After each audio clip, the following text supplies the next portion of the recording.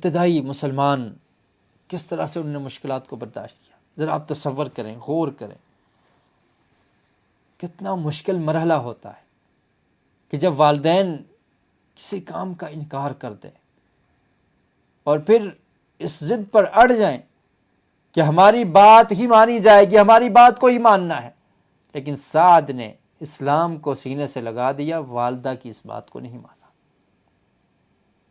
کتنا مشکل مرحلہ تھا، کس طرح سے مسلمانوں کو روکا گیا کہ دین پر نہیں چلنا، دین پر عمل نہیں کرنا۔ اور آپ ذرا تصور کریں کہ اسلام کے لیے صحابہ کرام نے کیا کچھ قربانیاں دی ہیں، کس طرح سے قربانیوں کو پیش کیا۔ اپنے والدین کو قربان کر دیا کرتے تھے، والدین کی بات کی پرواہ نہیں کیا کرتے تھے، مال و دولت کو قربان کر دیا کرتے تھے، اور اس دین کی خاطر اگر انہیں اپنی جان کی بازی لگانی پڑتی اپنی جان کو بھی پیش کر دیا کرتے تھے۔ یہ کوئی آسان ہے؟ مشکل کام ہے، آسان نہیں ہے مسلمان ہونا۔ اسلام کو قبول کرنا، اس پر استقامت اختیار کرنا، ڈٹ جانا، اور یہی اصحاب محمد صلی اللہ علیہ وسلم ان کی قربانیاں ہیں، ان کی محنت، جدوجہد اور تبلیغ اور فتوحات کہ آج پوری دنیا میں اسلام پھیلا ہوا ہے۔ یہ ہمارے اسلاف کی قربانیاں تھیں، یہ صحابہ کرام کی قربانیاں ہیں کہ کس طرح سے انہوں نے دین کو قبول کیا، اور اس کے لیے جتنی بھی مشکلات آئی، جتنی بھی پریشانیاں آئی، ان کو جھیلتے رہے، ان کو برداشت کرتے رہے۔ لیکن کچھ لوگ اتنے احسان فراموش ہوتے ہیں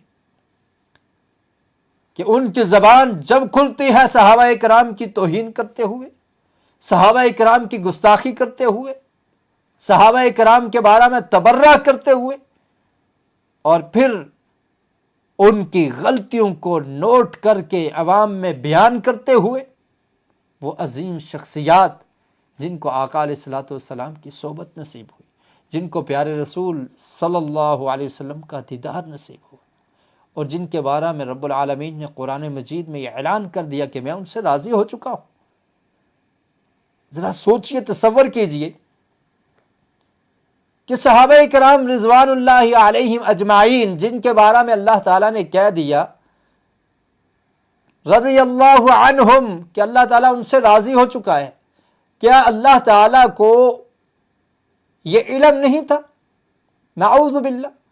اللہ رب العالمین کو تو ماضی کا بھی علم ہے، مستقبل کا بھی علم ہے، حال کا بھی علم ہے، انسان نے کب مرنا ہے، اس نے زندگی میں کیا کچھ کرنا ہے، کیا نہیں کرنا، سب کچھ کا علم رب العالمین کو ہے۔ اللہ تعالیٰ جانتے تھے کہ اس بندے نے جو صحابی رسول ہے، اس نے زندگی کیسے گزارنی ہے، زندگی میں کیا کچھ اس نے کرنا ہے، اس کی اچھائیاں، اس کی نیکیاں، اس کی خوبیاں کیا کیا ہوں گی۔ اللہ رب العالمین کو ہر چیز کا علم تھا۔ اس علم کے ہونے کے باوجود اللہ رب العالمین نے جب یہ کہہ دیا کہ اللہ تعالیٰ ان سے راضی ہو چکا ہے، وہ اللہ سے راضی ہو چکے ہیں، تو پھر میں اور آپ کون ہوتے ہیں کہ اس گارنٹی کے ہوتے ہوئے ان کے بارے میں اپنی زبان کو کھولیں، ان کی گستاخیاں کریں، اور ان کی غلطیوں کو نوٹ کرتے ہوئے لوگوں میں ان کو مشہور کریں اور بدنام کرنے کی کوشش کریں، اور توہین امیز الفاظ اپنی زبان سے ادا کریں؟ کیا رب العالمین کو اس کا علم نہیں تھا کہ ان سے یہ غلطیاں سرزد ہونے والی ہیں؟ اس کے باوجود اللہ رب العالمین نے ان کے بارے میں یہ اعلان کر دیا کہ اللہ تعالیٰ ان سے راضی ہو چکا ہے۔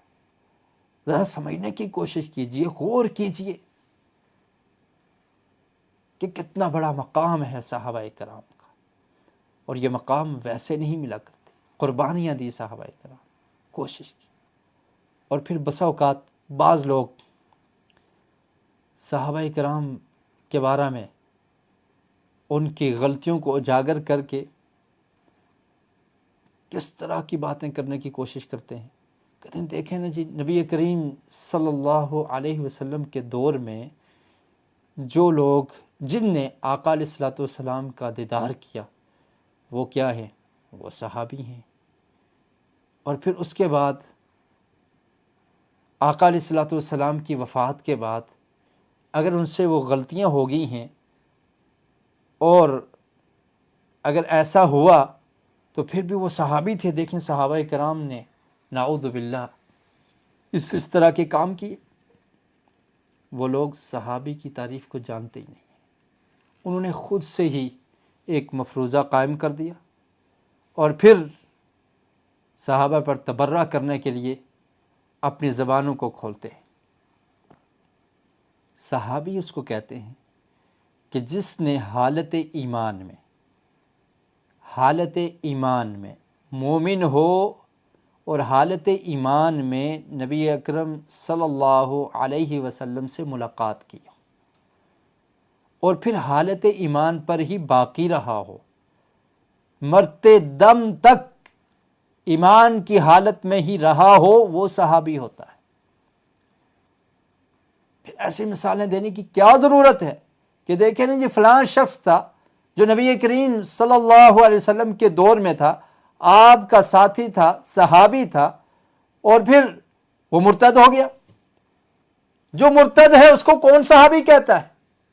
صحابی کی ڈیفینیشن اور تعریف ہی یہ ہے کہ جس نے حالت ایمان میں اللہ کے رسول سے ملاقات کی ہو اور پھر اسی حالت میں، ایمان کی حالت میں ہی اس کی موت واقع ہوئی ہو، وہ صحابی۔